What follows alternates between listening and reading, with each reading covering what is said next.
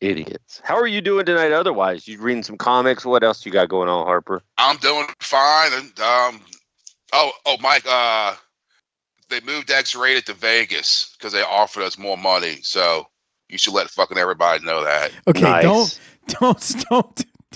don't start rumors like that, man.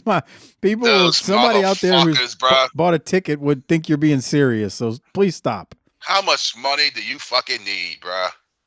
Jesus Christ. The answer is they want all of it. Yes, Harper. Do you know what they remind me of?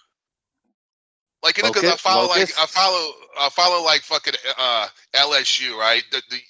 Everyone follows their favorite college team, and when they always have the committed 5-star wide receiver, 3rd ranked in the country, goes to LSU, and everyone's like, yeah. And then 2 months later, he's decommitted. My bad. Now he's at Florida State. It's like, fucking, why even sign the fucking paper, bro? If you can just fucking jump up and leave. I remember about 8 years ago on this show, DeAndre Jordan did that to the Mavericks, and I cut a big-ass promo on him. Remember that, Mike? Fuck. Vaguely. Yeah. If I'm one of these other cities that's like next year or the year after, I'm thinking, damn, they're going to fuck me over too. Like if it goes to, Atlanta or fucking Dallas by y'all, they're going to fuck you over too because fucking New York or whoever fucking throw out a bigger fucking check.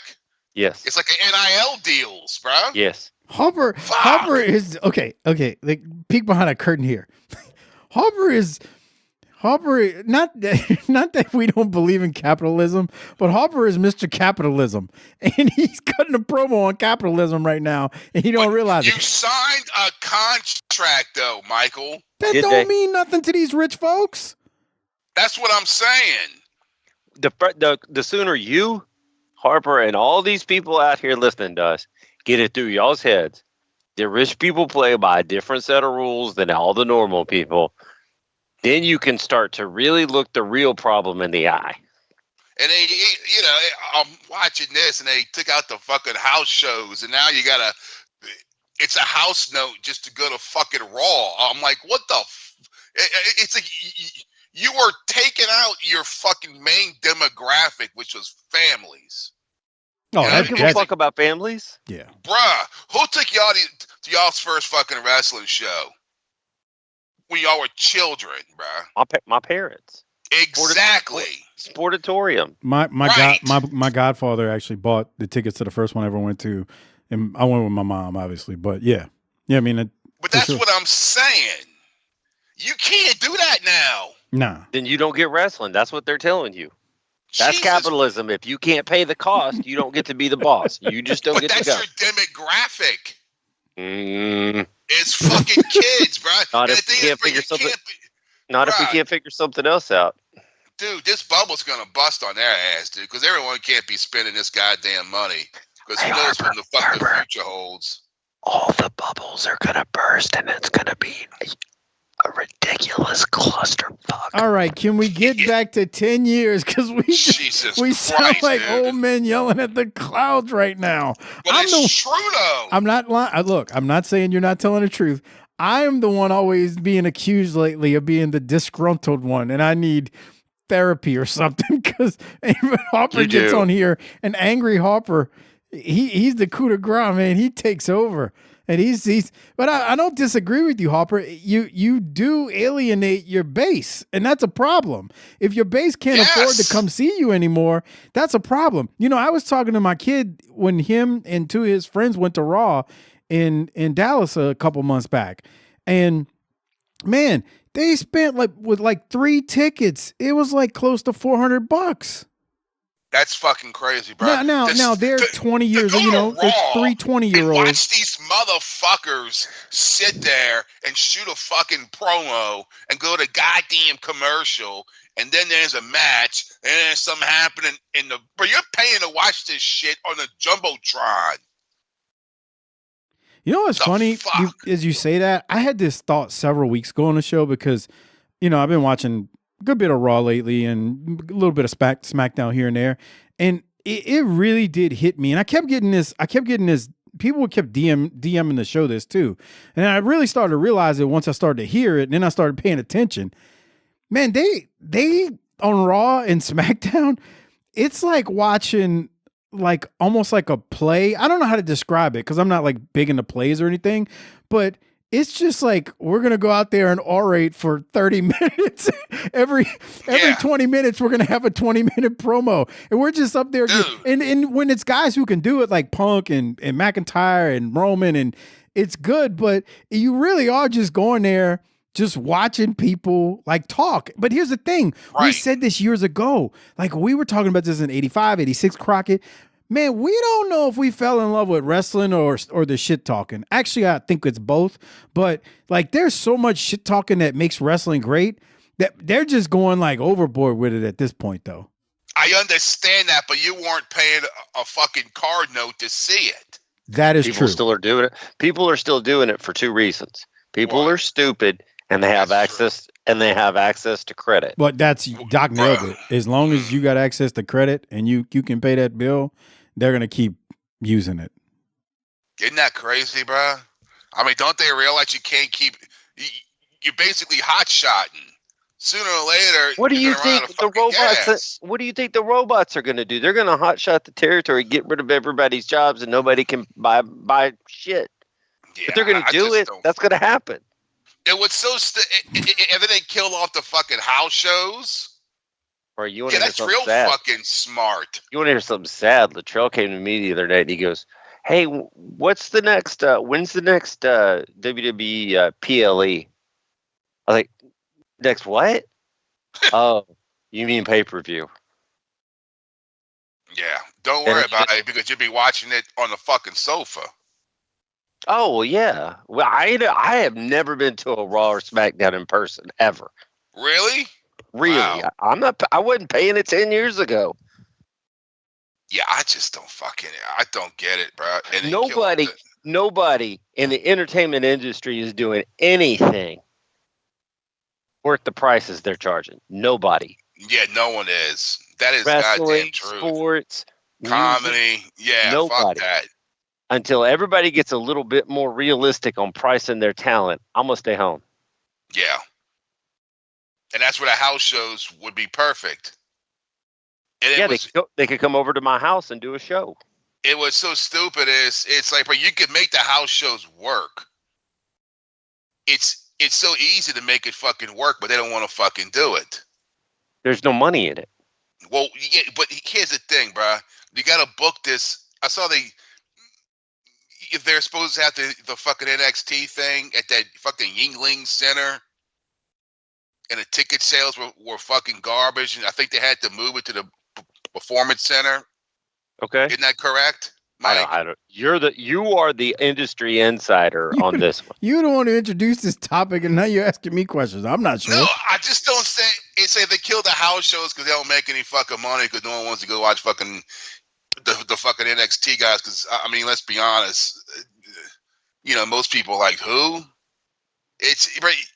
You gotta book this shit in these little dickhead mid-major cities like Shreveport or Lake Charles or Jackson, Mississippi, because every one of those towns has a UNO Lakefront Arena size. Not if you go set up a residency in a big city and make them come to you. Yeah, but those young people need to learn how to work in front of an arena of paid fucking people. That is so far down the list on what they give a shit about. And it's so, and to get people to go, you throw in main event talent that's not in main event fucking angles right now. You have fucking LA Knight is going to make an appearance, and AJ Styles is going to be there, and Sami Zayn. And you have to work with the younger talent that you think that has something, so they can work in front of a live audience with someone that's a veteran. Why would we go to that shithole town and clear $250,000 tonight when we could just stay home and make $400,000 some other way? But I mean, you can fucking just spend less money. Just use regular fucking guardrails. They are not a wrestling company anymore. They are a publicly traded entertainment and television product. I understand that, but here's a problem. But WWE has a problem. I don't think anyone's ever brought this up as far as I know. They got an AIDS problem. Uh-oh. An AIDS problem? You're sitting... okay, they got Cena. Cena's going to be gone. This is farewell tour. You got fucking CM Punk's in his mid-40s. How long does he want to keep this shit going? Forever. Forever. Bump, bump, bump, bump, bump. And then you got Randy Orton. He's probably the same age. I mean, he can still go, but how long does he want to do this fucking shit for? Fucking waking up, fucking hurting. Weeks. And then you got, and then the thing is, bro, you take Roman Reigns, Seth Rollins, Drew McIntyre, bro. If they ain't 40, they're fucking close to it, bro. Okay. So sooner or later, Father Time's going to start kicking them in the fucking balls. And you got the NXT people that's supposed to be the next fucking crop, and they haven't been working in front of a big fucking crowd. So when you need to pull people up, it's like you just, here, go do it. Fuck. These are all fantastic, valid, true arguments. But when you work in a publicly traded company, the bosses only care about the end of this quarter. Maybe the next one. They ain't looking at that shit. Mm-hmm. There ain't no long-term booking in a publicly traded company. Is that true, Mike? You went to college. Okay, everybody here went to college. Only one of us didn't graduate from college, but I ain't gonna say no names. Yeah, you. Well, why do you have to talk like that? Because he wants to be funny. Dude, first off, the question of who are they going to replace this age problem, that has been pointed out for forever over the years. I totally agree. The mega stars, they are aging out. They are definitely aging out, and you have a diminishing return on people who could be future mega stars. One. The next problem you talk about, I do agree with you. It is a problem not going to these little small towns. Like, I don't even say little small towns, but places where you're not gonna do a Raw or a SmackDown. Because if you've ever been to a house show, a WWE house show in the last maybe 8 years or so, they tend to be pretty damn entertaining. I've been to one, and I hear from people who've been to multiple ones, and the house shows actually are a lot of times better than the TV. So because they're actually wrestling. Well, yeah, but like Harper sounds 4 million years old. He does. The problem is, like, Doc is nailing it. They're not thinking about next year, the year after that. They are maximizing revenue in the moment they're in, and going to these smaller, B towns or whatever, or forget what word you use, Harper. Going to those is not going to help the bottom line. Here's the next thing. The whole TKO thing, and what UFC does.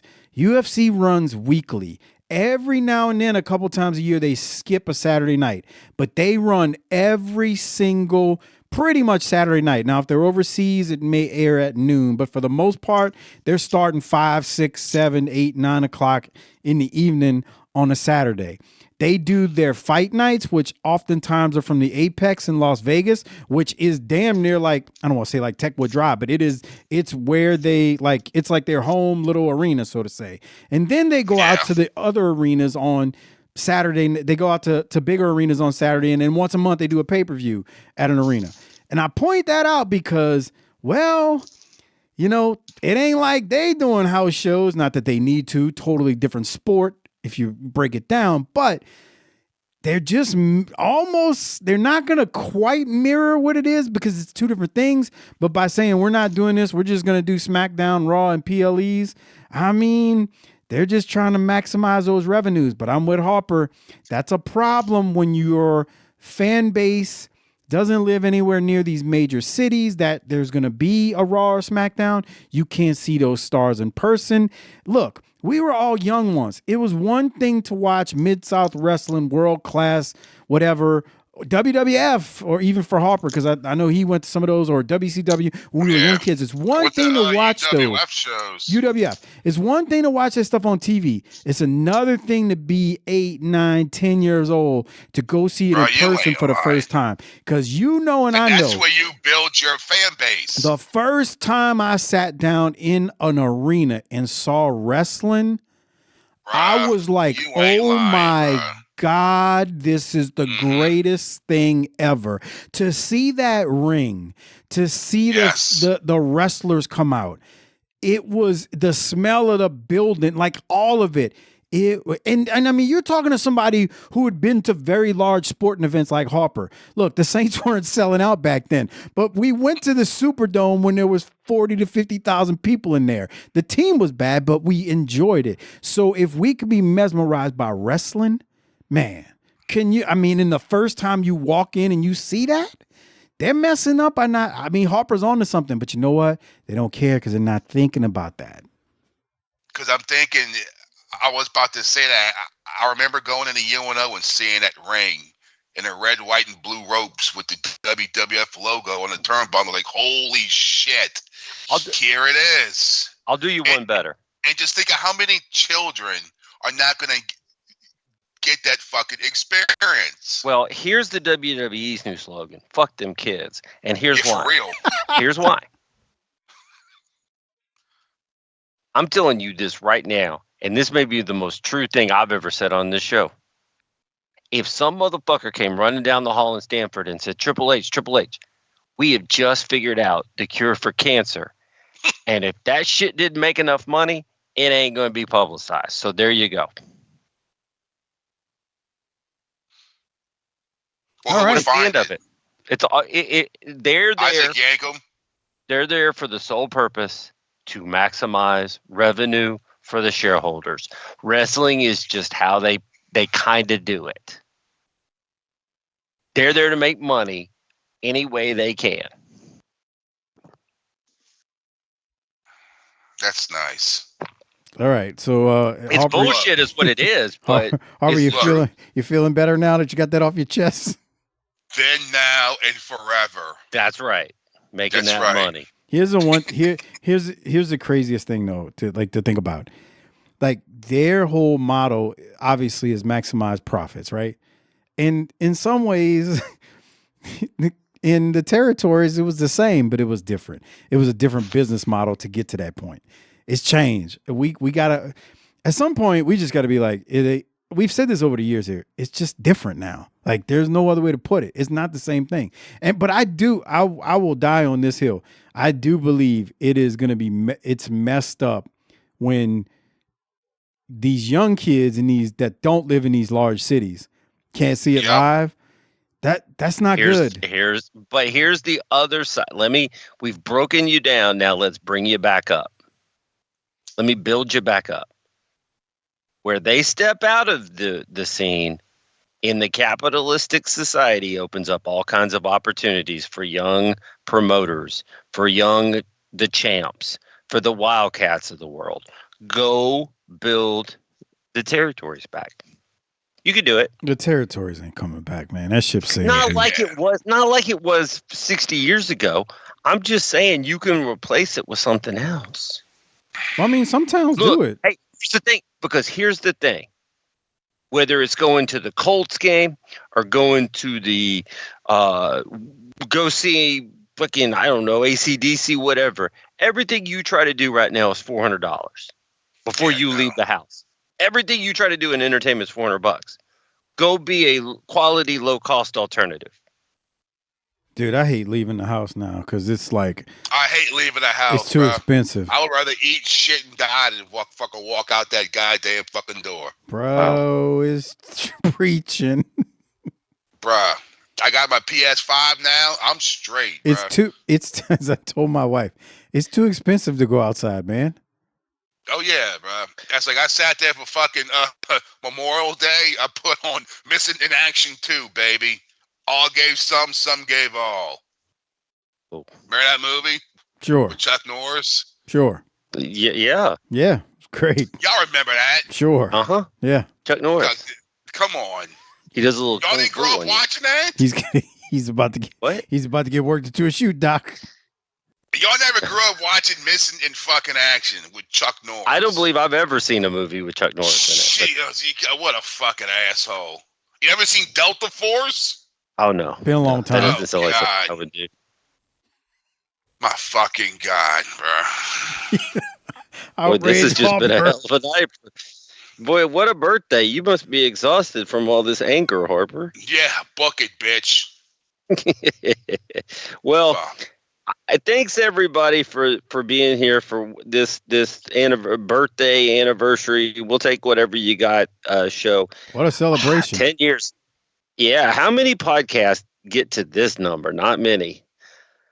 If they do, they take long sabbaticals. Trust me on that one. Okay, that's fair. So we're here tonight to celebrate ourselves, the only people that really matter in all of this.